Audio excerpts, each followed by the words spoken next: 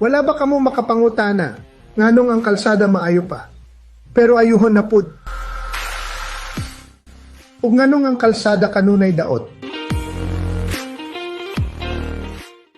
Nganong daghan og pundo para sa flood control? Mobahalang gihapon.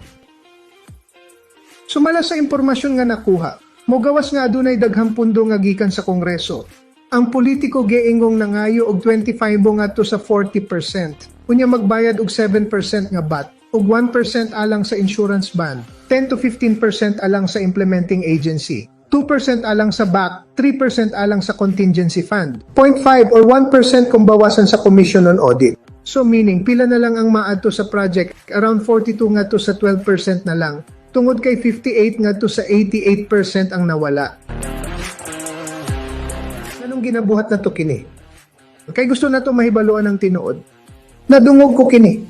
Gisultihan ako. Ako kabalo kong kini bagyod.